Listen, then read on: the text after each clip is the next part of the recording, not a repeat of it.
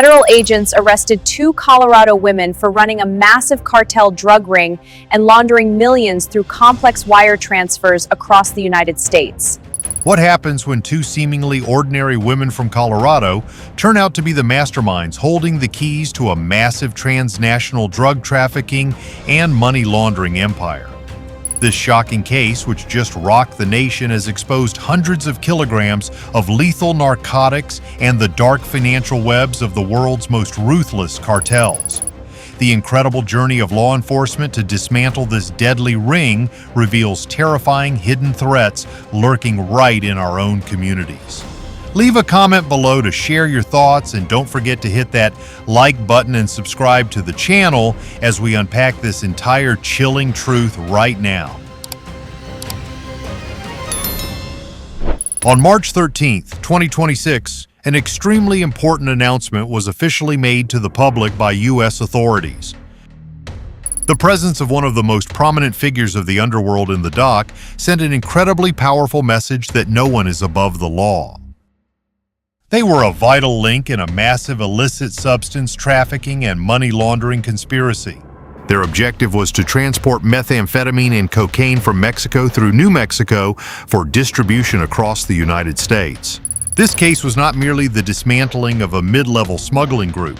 It exposed the terrifying sophistication and cunning of transnational criminal organizations. They knew exactly how to perfectly combine professional transport logistics with incredibly complex money laundering techniques. Furthermore, this event is a cross-section reflecting the entire macro strategy of the United States Department of Justice. Forces such as the Drug Enforcement Administration and the Federal Bureau of Investigation are going all out to extinguish the expansion of the cartels right from their roots. At the center of the indictment recently unsealed in Albuquerque, New Mexico, are 2 female suspects. They are 41-year-old Ebajelina Silva and 42-year-old Tania Maldonado. According to legal records from late 2023 until the summer of 2025, they operated an underground network. This network specialized in smuggling toxic substances from the border deep into the American interior, destroying the peace of countless neighborhoods. The operational method of this ring was delegated incredibly clearly and professionally. Ebajelina Silva played the role of the core logistics coordinator. She was directly responsible for arranging the pickups and deliveries. The most crucial transport link in Silva's hands was Reymondo Maldonado, a 43-year-old man. Meanwhile, Tania Maldonado held the purse strings of the entire organization. Maldonado took on an extremely sophisticated money laundering role to conceal the illicit origins. To bypass the government's strict financial oversight agencies, Maldonado utilized a system of money service businesses. She executed methodically structured wire transfers. This is a tactic of splitting massive amounts of money into numerous smaller transactions. The purpose is to avoid triggering the alert thresholds mandated by law. These crime-tainted funds were then seamlessly transferred to foreign kingpins and organizations. The downfall of this ring stemmed from a decisive encounter. On July 7, 2025, in Otero County, New Mexico, law enforcement officers conducted a traffic stop. The enclosed trailer, driven by the subject Reymondo Maldonado, fell into their crosshairs. Through sharp investigative measures, police discovered a perfectly camouflaged secret compartment. The volume of illicit substances extracted from this secret compartment truly shocked the public. Authorities seized over 146 kilograms of pure methamphetamine and nearly 5 kilograms of cocaine. This very factor made keeping him in the United States a crucial link to ensure that the crimes he committed in another country would not sink into oblivion. But at the same time, they also sow horrific destruction upon the health and futures of millions of people. The physical evidence obtained from this historic bust formed an undeniable ironclad case. Authorities gathered complete records of repeated border crossings. Location data intelligence, communication histories, and financial transaction records all explicitly pointed to the perpetrators. Faced with this hard evidence, the transporter Reymondo Maldonado had to bow his head and plead guilty. He admitted to possession with the intent to distribute both dangerous illicit substances.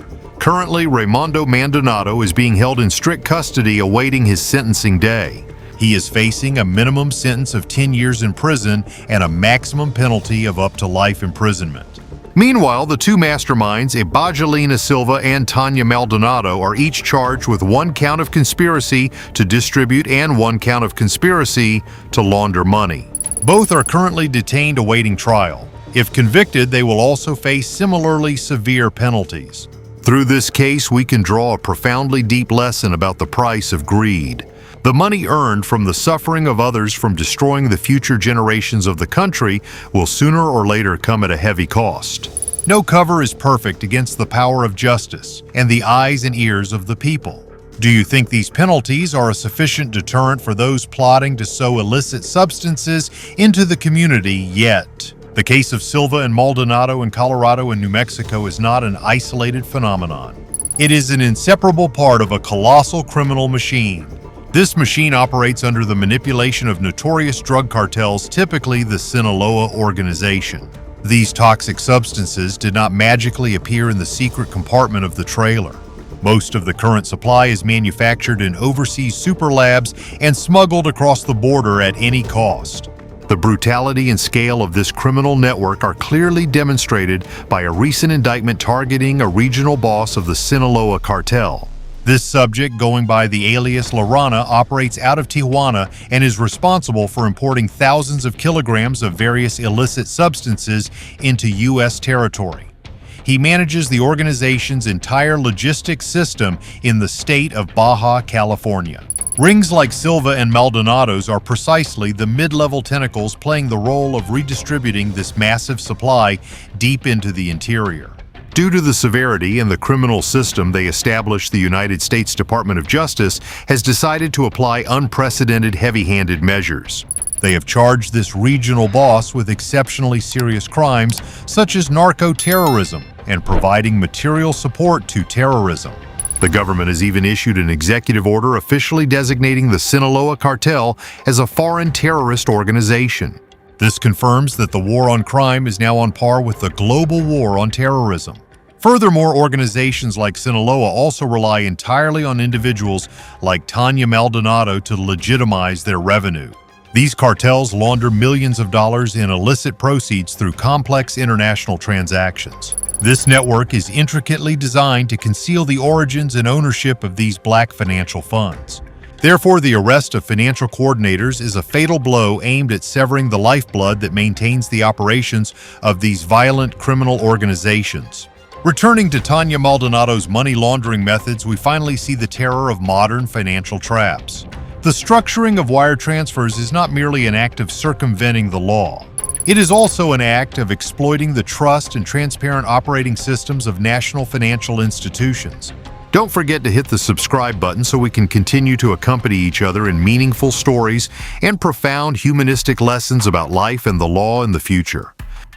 The money scrubbed clean from the health and futures of addicts ultimately flows right back into the pockets of the kingpins. These massive funds are then used to purchase weapons and recruit more gullible youths. The vicious cycle of violence continues unabated without these fatal cuts into the underground financial system. Arresting individuals like Maldonado is an outstanding effort aimed at breaking this cycle to protect the integrity of the economy. Transnational criminal organizations do not simply stop at smuggling finished products across the border. They are also incredibly brazen in dispatching illegal immigrant members deep into the United States interior. Their goal is to directly establish manufacturing facilities right at the local level. A horrifying testament to this insidious tactic is an incident recently busted by authorities in the Brookhaven suburb of Atlanta, Georgia. Here, 3 illegal alien residents were arrested for operating an illicit substance conversion laboratory. Frighteningly, this death manufacturing facility was concealed under a shed right in the backyard of a residential home. It sat right alongside ordinary families and innocent children. When law enforcement raided, the property agents seized tens of kilograms of toxic liquids, disguised incredibly subtly by being mixed into construction materials. Establishing highly flammable and explosive laboratories full of toxic chemicals right in peaceful neighborhoods shows the ultimate disregard for human life. The criminals care only about profit and are willing to put an entire community at unfathomable risk. This further sounds the alarm about the role of every citizen in protecting their living environment. The high vigilance of the community is precisely the sharpest weapon to stop violations right in their tracks. Looking back at the trailer intercepted in New Mexico, we can't help but shudder at the prospect of what would have happened if that quantity of illicit substances had slipped through. 146 kilograms of meth are not just lifeless numbers sitting on paperwork files. They are millions of lethal doses preparing to be funneled into neighborhoods, schools, and families already struggling with life. Every single dose sold is a seed of irreversible destruction. These poisons have the power to ravage the human nervous system incredibly fiercely. They turn healthy young people into wandering shadows, losing their reason and willing to commit any wrongdoing just to satisfy their addiction. Consequently, the state of insecurity and disorder on the streets constantly increases. The pain of fathers and mothers watching their children sink into a quagmire of hallucinations is something no words can fully describe. For this very reason, the decisiveness of law enforcement agencies in applying the maximum sentences for these subjects is entirely justified. Sentences ranging from 10 years to life are not merely a fitting punishment for the crimes committed. They also carry an extremely powerful educational and deterrent value for those contemplating stepping onto this path. The strictness of the law is precisely the iron shield protecting the survival and healthy development of an entire nation. We also cannot fail to mention the silent dedication of those tasked with fighting crime. To crack major and complex operations like this, they had to endure months on end of relentless surveillance. They must face the most dangerous organizations and the most reckless subjects. The peace we enjoy every day is paid for with the sweat, courage, and iron will of these steadfast guardians of the law. In parallel with funneling money and toxic substances, criminal networks also cause another incredibly serious issue. The flow of drugs heading north is always accompanied by the flow of dirty money and weapons heading south to arm violent cartels. According to reports from regulatory agencies counting just from the beginning of 2025, they have confiscated tens of thousands of illicit firearms along with millions of rounds of ammunition. These dangerous weapons were seized from prohibited subjects, gang members, and suppliers to transnational criminal organizations. Notably, a massive quantity of firearms and ammunition was identified as being in transit overseas. They are used to arm the most ruthless organizations. Successfully halting these weapon flows is a core element in weakening the illicit deterrent capabilities of the cartels. When the weapon supply is severed, the power of the cartels will be significantly diminished. The efforts of firearms regulatory agencies in stemming this deadly flow are an indispensable part of the campaign to protect community security. It is the rhythmic and synchronized coordination between many different forces. All share a common goal of creating a solid pincer movement, tightening and extinguishing every seed that causes social disorder and insecurity. The journey of these toxic substances does not merely end in Colorado or New Mexico. After passing through the hands of middleman kingpins, these poisons continue to be broken down and spread across all 50 states of the country. The subject has been transferred into the custody of the authorities to ensure the legal processes take place in the strict. Once again, this legal story is closed, but the echoes and awakening lessons will linger forever in the minds of each and every one of us. For example, in Rhode Island, a subject from Massachusetts was just sentenced to over 10 years in prison for the act of trafficking large quantities of illicit substances. This dangerous volume of cargo was intercepted right outside a residential area in Boston while he was carrying it in a cooler. Similarly, in the state of New Hampshire, a coordinator received a multi-year prison sentence for their management role in a ring specializing in street peddling in the city of Manchester. The criminal organization in New Hampshire operated as methodically as a true business. They set up professional dispatch lines to receive orders directly from buyers. Afterward, they sent people to deal directly on the streets to hand over these toxic packages. Some subjects were even audacious enough to continuously sell large quantities of illicit substances to undercover police officers along the coastal area. This recklessness shows they are completely blinded by profit. All of these cases, no matter where they occur, from the camouflage in construction materials in Atlanta, the small-scale deliveries in the Northeast region to the large-scale money laundering transactions in Colorado, share a common nature. They are tightly linked together, forming a colossal underground economy. This dark economy is ravaging peaceful communities day and night. It shatters family happiness and leaves behind incredibly heavy social consequences that are difficult to overcome. To counter the rampant activities of transnational criminal organizations with sophisticated structures like these, the government cannot rely solely on sporadic raids. The Department of Justice has officially launched and intensified a campaign of national stature. This campaign is designed to mobilize and consolidate all massive resources to confront an increasingly complex crime situation. The core objective is to repel the negative wave and protect the safety of every citizen.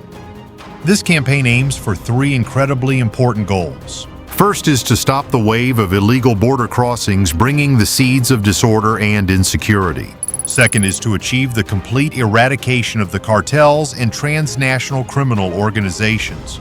And third, which is also the highest goal, is to protect peaceful communities from the agents causing violent acts. The government has issued decrees to optimize all efforts from anti-crime task forces.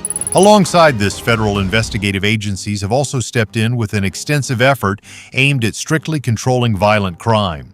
Under decisive direction from the highest levels, they are committed to aggressively sweeping out criminal organizations worldwide. The areas of focus include illicit substance smuggling, money laundering, human trafficking, and the illegal possession of weapons. The indictment of the two women in Colorado is the most vivid testament to this strong commitment from law enforcement agencies. They are striking directly at the money laundering and intermediary transport systems. This is seen as a key element, the lifeblood sustaining the operations of these violent networks. When financial coordinators are ensnared, criminal organizations will lose their ability to circulate capital and fund illicit activities. This affirms the comprehensive and thorough attack strategy of the authorities aimed at uprooting hidden risks from social life at their core. The successful arrest and prosecution of the subject group in New Mexico and Colorado is a milestone of immense significance. It demonstrates the outstanding effectiveness of intelligence investigation, financial tracking, and border surveillance measures. The massive volume of seized illicit substances, coupled with the unmasking of underground wire transfers, has severed an extremely dangerous octopus tentacle. This is a glorious victory in the effort to protect the health and lives of millions of law-abiding citizens. Placed in a broader context, this case is a sharp testament showing that the war on crime is unfolding incredibly fiercely on multiple fronts. From prosecuting foreign kingpins, dismantling underground labs right in the interior, and stopping the flow of weapons to arresting retail dealers in the most remote areas. All are important puzzle pieces in a comprehensive picture aimed at restoring order and peace for society as a whole.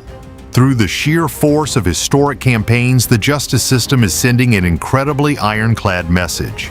Any link in the machine of sowing poison and laundering money, no matter how sophisticated the form under which it hides, will eventually be dragged into the light. Those who deliberately violate the law will inevitably bear the consequences, and they will face the most fitting punishments behind prison bars. No underground power can stand above the law and the judgment of justice. Before closing this meaningful and highly educational story, I want to send my sincere thanks to all of you who took the time to pay attention and listen. Hopefully, the detailed information and the lessons drawn from this case will add motivation for us to protect our neighborhoods together. Once again, if you found this content useful, don't forget to hit like and subscribe to the channel to continue joining us in the next reports. Finally, from your perspective, what additional educational measures does the government need to root out the seeds of crime starting from school age?